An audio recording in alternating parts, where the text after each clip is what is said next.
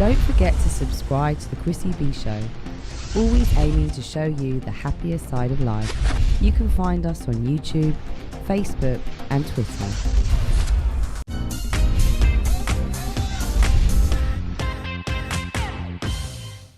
Welcome back. We are going to meet Sue, Pat's wife, in just a moment. But first of all, let's take a look at our success story with dining and training company Come Dine with You.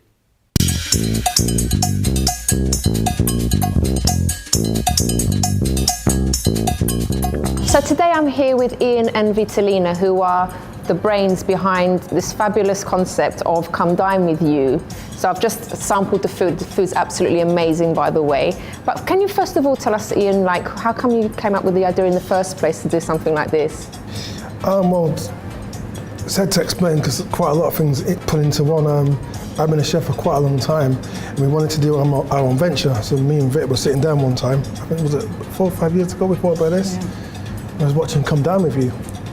Which I love that programme. Yeah. Come Down with Me. Come Down with Me, sorry. We'll get there. So it just clicked, didn't it? Come Down with You, Come Down with Me. It made sense, going to people's homes, doing different kind of food from. So you actually go to the person's house, yeah. You cook, what do they choose from a menu? Whatever they want. Whatever you say, if you think, okay, I've tried this particular dish in a restaurant and I want to eat it at home, then whatever you choose, we'll get either Ian himself will do or another chef will come to your home and do it. What keeps you going? Because I'm sure with any business venture, things do get tough, especially in the current climate. What actually keeps you going through those struggles and keep fighting to make everything successful? Our kids.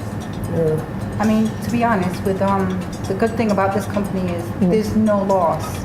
I mean, that's another thing, because to own a restaurant, we thought that's what his thing was, gastro club, restaurant, something. And then you think the money, can't afford that. Then you think a restaurant, you need the gas, the electric, the staff. Whereas this, everyone works independently, and it's more family business run. We try to help out my sister. I get my sister in, or that's nice. People more. You see younger people that need some work. He gets a lot of apprentices in through colleges as well. I get students to come and help as well. So in a way, it's like inspiring them to get into the kitchen, see different things as well. You don't have to be in a restaurant to do good food. That's another key point why we keep going, because people will be surprised at what we can do in the home. Who's been your inspiration? Where do I start?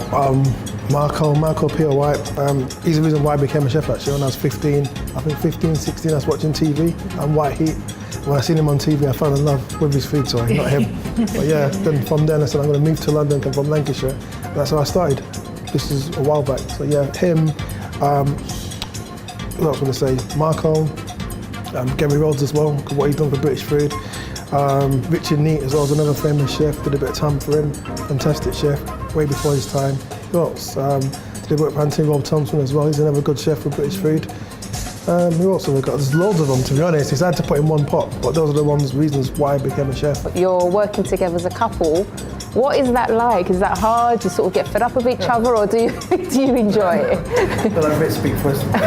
Sometimes we have some really good times, don't we? It's not that bad. It's like I'm used to. I've seen him work with other people, whereas he gets frustrated. Whereas me, I know exactly what he just gives me a look, but then he knows. Oh, that's the nice thing when you're with someone, isn't it? You just know from the looks what to say. He knows, but then sometimes he knows when he's like, get this, get that, and then I just say yes, Ian, yes, Ian. So he knows he's stepping out of line and getting a bit rude. But to be honest, it works well because we understand me. With anybody else, I don't know if I can get away with it as such, but we've got a good understanding. And when it comes to not just making the food, serving the food, it's the best person for me. I can have nobody else. And it works hand in hand. So Ian, you do quite a bit of charity work as well, don't you? Yeah, I do a bit of volunteering for a place called the Welcome Project, which is like for people who have got drinking problems or drugs, and trying to get them back into the system of work. And I find that, to me, very inspiring, because you're meeting people from different lifestyles who struggled, and all of a sudden trying to get back into the industry or back into the world of working again. What I do a cookery class just to base around cookery, which is like skills for life, so we basic cookery, so they're not making soups, meals on a budget, healthy cooking, just things like that. Just trying to get them back into the system and get confidence again in work. Well, thanks so much. I've really had a lovely morning here. The food's been fantastic, and I think you're a great couple, and all the best for the future. Thank you. Welcome back. And now we've also been joined by Sue. Hello, Sue. Hello. Nice to have you on the show. Thank you. Okay, so we've heard a bit about you before the break, because obviously Pat said you're great with business and everything like that. But I want to talk a bit about your relationship, your marriage, because you have been married for a long time. What's your secret? How do you keep it going? Who wants to speak? Well, I think it's about give and take and making allowances. I know Sue has to make lots of those for me. Have you? Yeah. One or two. Well, she's been very generous there. I've got a short fuse. Nikki will agree on that one, I'm sure. But I do tend to come down very quickly as well. So. And I don't sulk, so it doesn't really matter.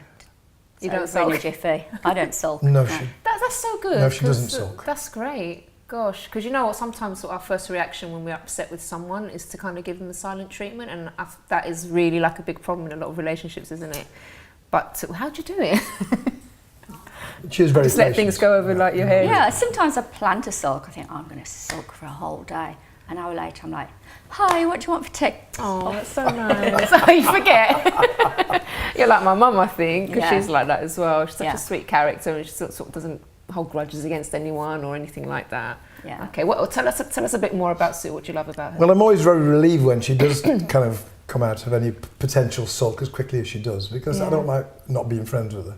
And it's usually my fault that we're not, because I've been a bit... Or if I want to really upset him, I have to pretend not to be friends with him. He can't stand it. Oh, but you can't I'm help afraid yourself that's because he's so sweet, that's right? a great weapon. I know. It just melts. Yeah. And we get on great because we've got very similar interests. Our musical tastes are the same. We watch the same kind of television programs. Yeah. We're just interested in a lot of the same things, really. We're both linguists as well. She's very good at languages, and I'm reasonable.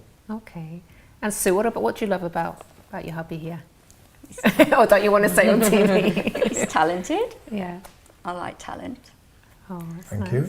I didn't meet him till I was 28, and so I'd had quite a few unsuitable men, so I got them all out of my system. So I wanted somebody normal, talented, good looking. Well, he wasn't good looking at that time, but within a few weeks, Yes. we got the razor Did you out groom him and everything? I was groomed in the nice sense of the word. into the shops, and he looked great. Okay. What do you like sort of at leisure time to do together? What's your favourite thing to do? Listen to music, watch television together for about an hour a day, don't we? Yeah, we like to be able to go into our lounge late on and just put on whatever programme we've saved on the Skybox. So you make sure you have like quality time together. We've got a lot of the same tastes in television. He watches sport on his own. I don't join him with that, but and crime dramas and things. But there's a lot of documentaries and. We're both into kind of like cosmology, astronomy. Well, and loads like of that. documentaries. But there's other stuff, anything sciencey or historical. And what is it Stuff, like ocean working stuff, together anything. as well? Well, we've got a fairly big house, so, and we can take breaks whenever we want because we're working for ourselves, so it's very flexible. So if he's grumpy, I can just go and have a break. Okay. He's not very often grumpy. But we share jobs as well, so but most of the jobs are interchangeable. Sue does a lot more of the accounting side, paperwork and stuff. I'm very organised. I decide who's going to do what, so I just press his buttons and say, Well, that's right. It's nice to be organised by somebody else. I like you too.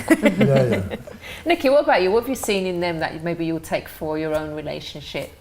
I don't know really. Are they fun to be around? Yeah. Because I remember my parents like chasing each other around the house and doing all sorts of silly things, and like it was a lot of fun at home. Yeah. Seeing that. I mean, like we like to go out for lunch quite a lot, and I try and drag them out for dinners because we love trying new restaurants and different types of food because we're all quite adventurous with our foods, and especially me because I've travelled so much. I like to try all different types, and then I'll drag them along and make them. I made them try sushi for the first time a few years ago in California. They'd never tried it in their life. Really? So things like that.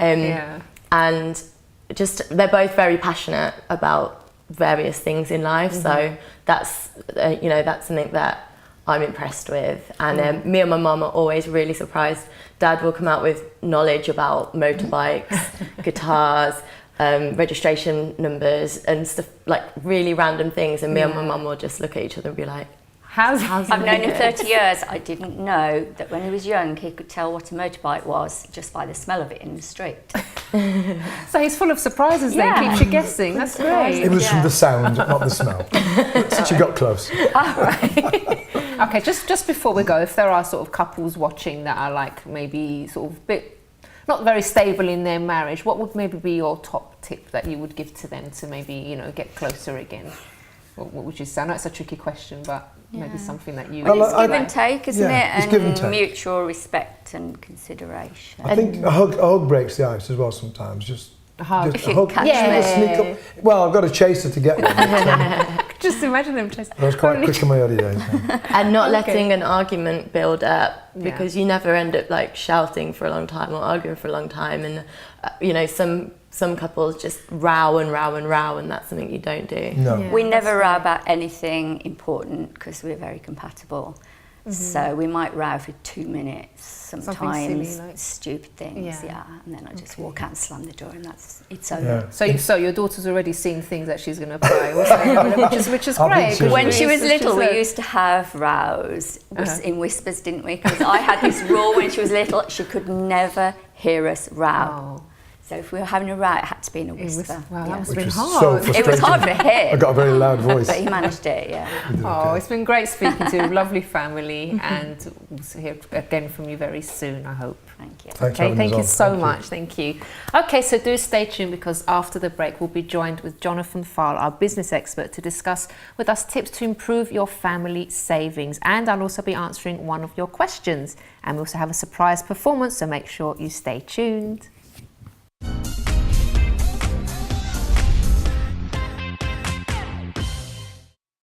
Don't forget to subscribe to the Chrissy B Show, always aiming to show you the happier side of life. You can find us on YouTube, Facebook and Twitter.